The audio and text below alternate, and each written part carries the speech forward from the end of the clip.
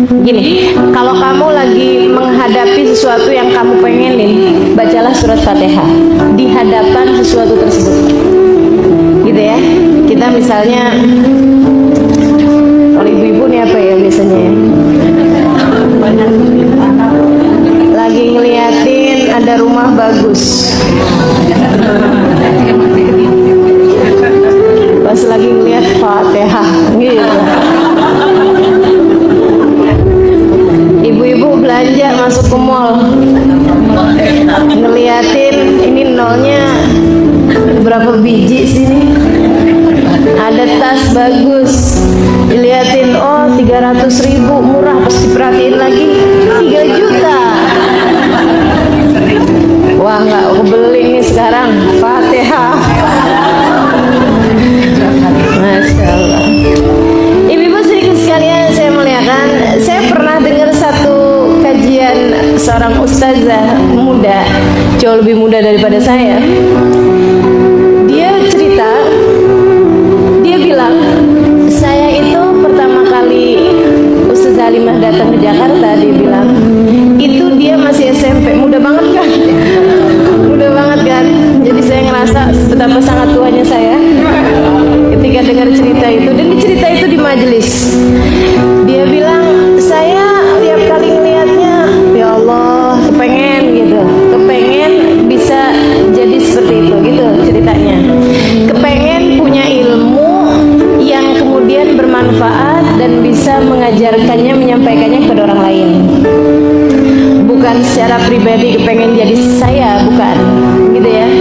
Tapi ingin melaksanakan apa yang saya laksanakan. Profesi sama kayak kita ngelihat ada yang jadi dokter, kita pengen kayak gitu ya.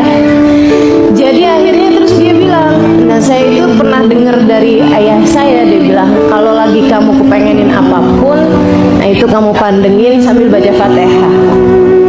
Jadi dia bilang setiap kali saya hadir majelis pas lagi hari libur, itu saya liatin Ustazah Halimah Fatihah. Pas lagi jalan gitu ya, ketemuan Ustazah Halimah Fatihah. Dia bilangnya subhanallah, dia kemudian berangkat pergi ke Hadramaut juga, kemudian dia menjadi ustazah juga, alhamdulillah. Jadi dia ngasih tahu sama orang-orang untuk banyak-banyak baca Fatihah terhadap apapun yang kita inginkan. Kita misalnya ngelihat orang, oh punya kesabaran yang masya Allah gitu ya, Fatihah gitu. Atau kalau mau lengkap, Al-Fatihah ila hadratin Nabi gitu ya. Fatihahnya kita sambungin dulu ke Nabi Muhammad, biar Nabi Muhammad juga ikut mengaminkan doa dan harapan kita. Ngelihat ada anak soleh, benar, terdidik sekali. Kita kepengen anak kita juga jadi anak yang soleh, anak kita juga menjadi anak yang terdidik, kan begitu ya? Nah, hadratin Nabi, Al-Fatihah gitu. Teman-teman sekalian, kita ngelihat ada orang yang misalnya punya suami yang sangat soleh sekali, baik sekali suaminya kepada istrinya, dan dia juga baik sekali, hubungannya manis dalam rumah tangganya. Daripada dinyinyirin sementara kamu belum menikah gitu ya, lebih baik di Fatihain. Enak nih kan, daripada tuh palingan kelihatannya doang dari luar tuh kayak gitu. Kayaknya kalau di rumahnya mah belum tentu. Palingan ini kalau di luar baiti jannati, kalau di dalam baiti nari. Nyinyir sekali ya. Teman-teman sedikit sekalian saya muliakan, daripada begitu mendingan ya Allah karuniakan saya pula pasangan yang soleh, yang bisa bawa kebaikan bagi saya, yang sikapnya lemah lembut pada saya, dan mudahkan saya juga untuk bisa menjadi yang solehah baginya. Al-Fatihah itu. Jadi apa-apaan di Fatihain aja gitu ya. Jadi teman-teman sekalian saya muliakan, apapun Fatihain aja. Insya Allah mudah-mudahan Allah karuniakan kepada kita segala kebaikan. Dengar diceritakan tentang surga dengan segala kenikmatan-kenikmatannya. Ya Allah, aku pengen menjadi salah satu ahlinya, salah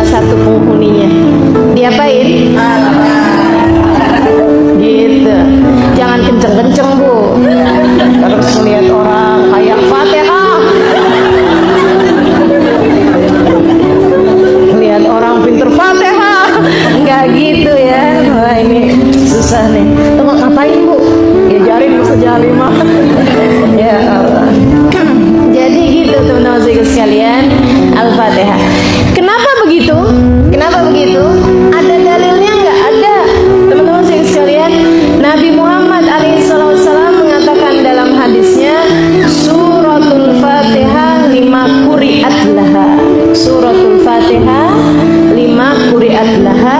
Surat Al-Fatihah itu tergantung niat bacanya mau buat apa. Surat Al-Fatihah itu tergantung niat bacanya mau buat apa.